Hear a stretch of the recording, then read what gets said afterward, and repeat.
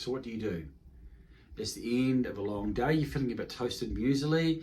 Your national rugby team's just been belted by the biggest margin in their history in years. It's only 35-7, we can say. Maybe we quibble some wheat. However, for those who bleed all black, those who are of Aotearoa, this is foreign territory. And of course, the contest was played foreign field in Twickenham's hallowed turf, thanks to some money men from another part of the world, it seems, given the sponsorship and all that surrounded it. And the South Africans, the Springbok nation, will no doubt, as I awkwardly scratch the other side of my face with my left arm. And I'm sure that made for grand cinematic viewing. So why am I recording a video at this time? Well, I've had some thoughts, actually, about what transpired and what's transpired at previous Rugby World Cups. I've been reminded of what happened in 99, 03 and 07 and how the All Blacks were able to bout France, the Wallabies in France, and yet later on in that year they would lose in a semi-final, in fact. Semi-final in 99, 03 and 07.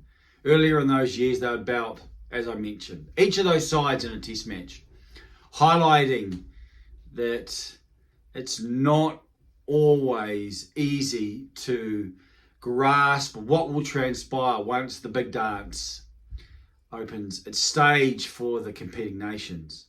And I was also reminded of another test match, actually. It was in 99. 99, obviously, at the World Cup, the All Blacks were surprised, shocked even. I was one of them, by France in the semi-final. But it was the final match in the Tri-Nations, I believe it was at that point, when the All Blacks were beaten by 21 points by the Wallabies. Tane Randall, the captain, at Olympic Stadium, from memory. And I remember at the end of the contest, and Tane Randall's standing out there with the players in a circle, as if to say, this is not going to happen into the future. This is a marker, and we're going to be different in light of that. The truth is that challenge, disaster, whatever you want to describe it as, whether it be in sport or in life, can either be the making or the breaking of you.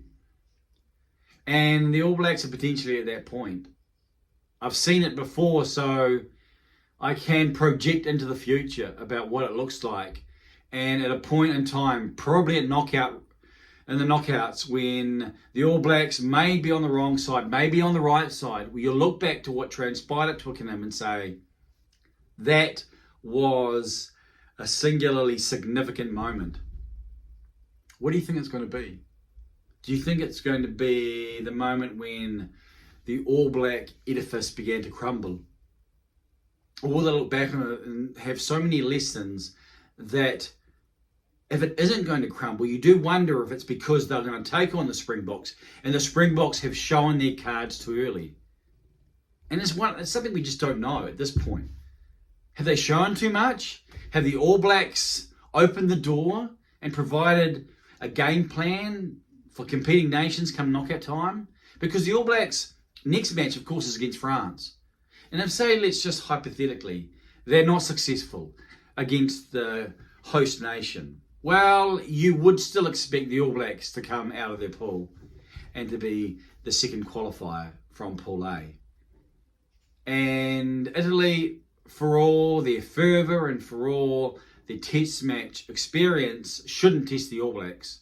Which means the next test of consequence for this All Black side, post-France, in the first match of Rugby World Cup 2023, will be a knockout in the quarterfinals versus either Ireland or South Africa. And the narrative just begins to develop when we consider what's happened at Twickenham.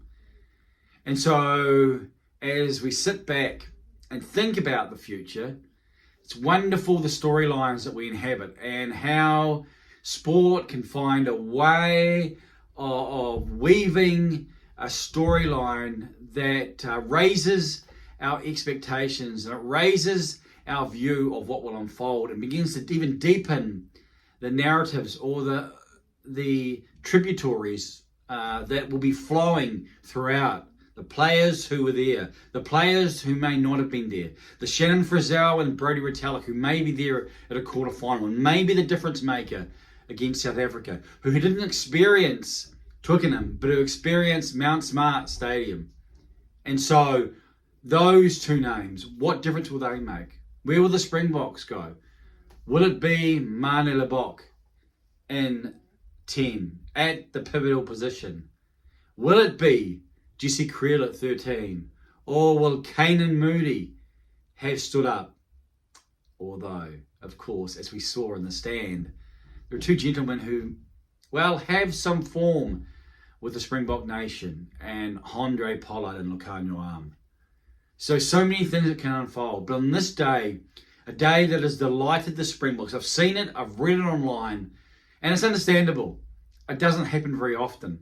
And yet, all but for the playing grace of Cam Roigard, the All Blacks would have been blanked. It would have been, well, the darkest day in our rugby, when not only did the opposition score the most points against you, biggest win against you, maybe is a better way of framing it, but they do so by keeping you to the schneid, to the zero. Yet, that's not part of it. What's going to happen with Scott Barrett and potential for missing out in terms of suspension? Will he be cited? All of these things are coming forward as we head towards the Rugby World Cup. An encouragement for me to encourage you to connect with the I Am Johnny King channel and encourage others.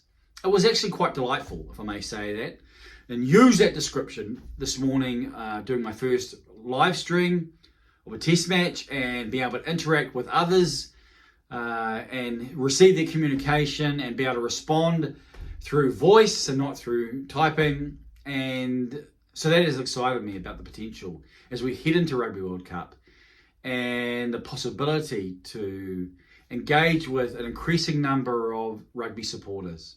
Had a South African who lives in New Zealand, a Portuguese individual as well, young man, middle-aged man, I don't even know his age, but a Portuguese rugby man, and it's awesome, it's McAwesome even, to be able to have these experiences. And so I'd encourage you to like and share this post, and so that it gets around, so others may think, hey, I might engage with this young man. Well, not so young man.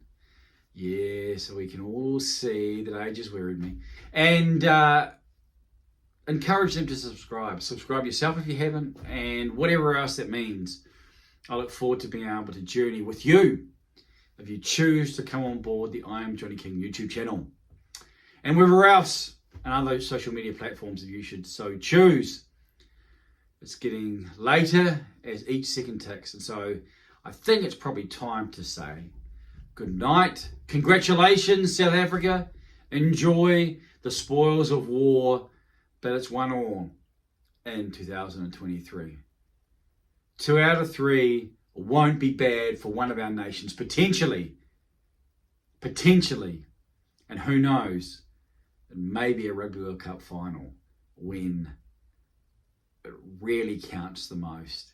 And I look forward to that potential and journeying with you throughout. Have a good day.